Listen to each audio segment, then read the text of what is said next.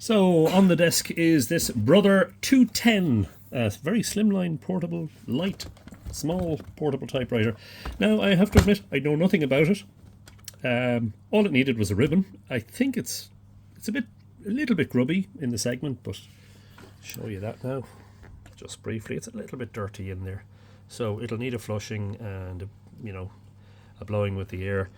The slugs look like they're generally okay, but I'll give them a wipe. So the owner just said to me, would you be able to just recondition it, as it were.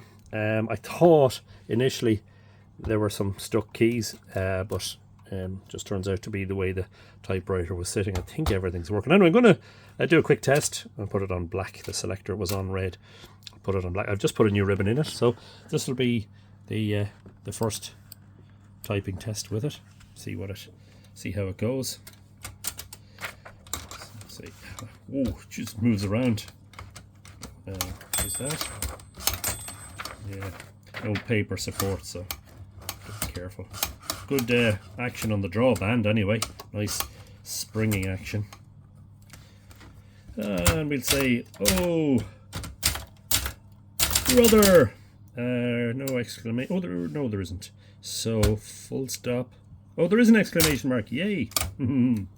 Oh, brother. What have I got it on? Line and a half. This is the first test with the Brother. What is it? 210. No 1 and no 0. So lowercase l and uppercase o. Actually, I should have adjusted the margins beforehand. But anyway, this is the first test with the Brother 210 typewriter. Which mistake. Which another mistake. Okay, let's just X that out. This is what we can do with typewriters, folks. Margin release, which, comma. Okay, this isn't my best typing ever. Which, after the installation of a new ribbon, seems to be working just. I should have adjusted that margin too, shouldn't I? Just fine. It has no paper support and is a small portable machine in a carry case. There seems to be an alignment issue. Oh, okay.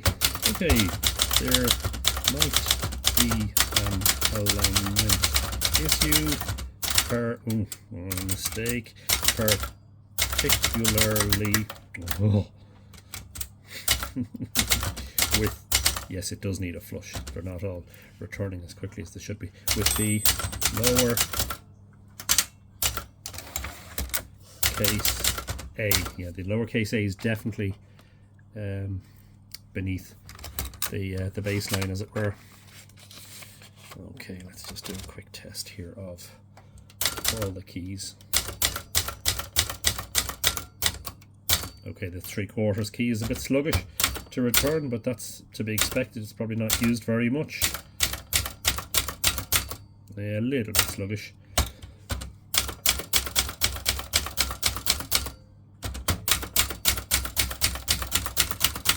Generally okay. No major complaints there on the return action.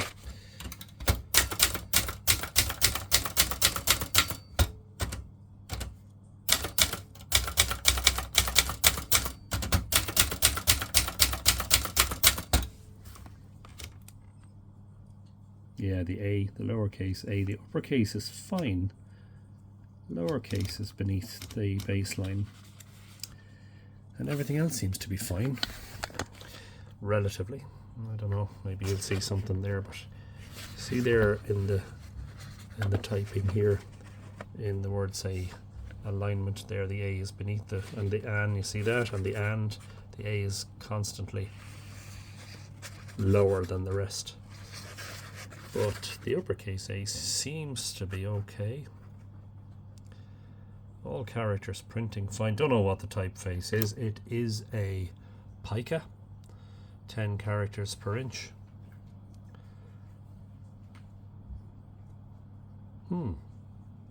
Yeah, so it needs a cleaning. Until I just put this back down and try and get the lid off.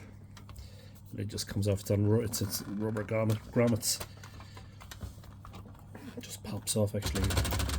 So make sure the carriage return lever is out of the way. So the new ribbon is in place. Carriage shift, but that's okay because it's light and it's fairly easy. It doesn't require much. Half spacing machine, great, brilliant.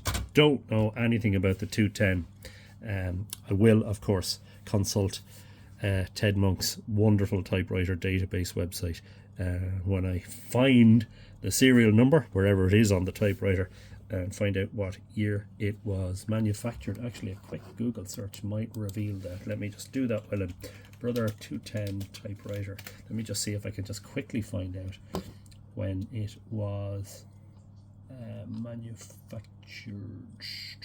Typewriter database 210 1980. Oh, okay. Yeah, the only one that's in the typewriter database is 1980, the Brother 210. So it's 43 years old and not performing badly for a 43-year-old machine, and B, portable and ultra. It seems to be a fair, I'm not sure, would you call this an ultra portable? It's very slimline, you know, and like in comparison to the likes of the Olivetti Valentine, which is red, the red one, it's a lot larger and it's a portable typewriter. Yeah, I'm just looking for a serial number, but anyway, that can come later. We don't necessarily need to know that right now. Personally, I don't really like ultra portables. I don't like typing on them. I don't find them all that enjoyable. I don't like the lack of paper support on the back, but that's because my desk's untidy. Yeah. The paper hits off everything behind it. If you were on the go, on the move, and you wanted a typewriter with you, this is perfect. A perfect slimline travel typewriter. Throw it in the trunk of the car, bring it on the train, you know, bring it in your caravan or wherever, and it won't take up much room. Seems to be reasonably clean.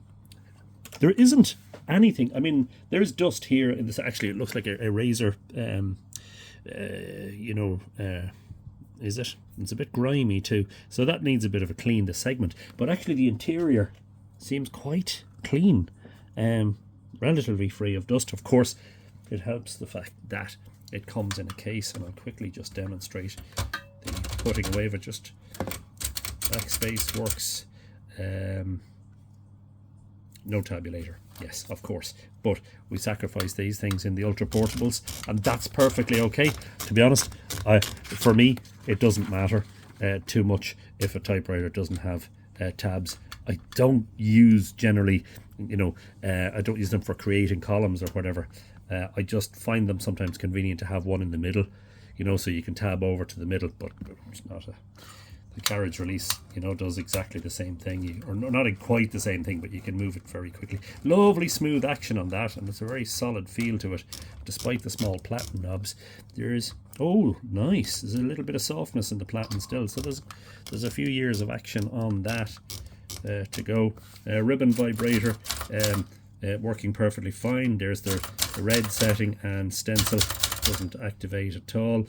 A ribbon return mechanism is working. I think that's an issue that has been on a couple of typewriters I've had, where that has needed oiling and encouraging to work. Anyway, this is when you're finished with said typewriter, you pop the lid on it, and so the typewriter, the base of the typewriter is part of the case basically.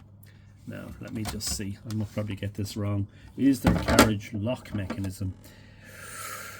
Don't immediately see one, do I? Okay, well, oh, hang on. Yes, there is. Is that what that is? There's a lever here, what it looks like a lever at the back. Yeah, there is. So I don't know how it acts. There we go. Perfect. So let me just put this over, and hopefully just clicks down into place, and there we go. you are ready to carry your typewriter away. Very dirty on the top. I don't know what that is. That'll come off. Anyway, it's intact. It's working. There it is, the Brother 210.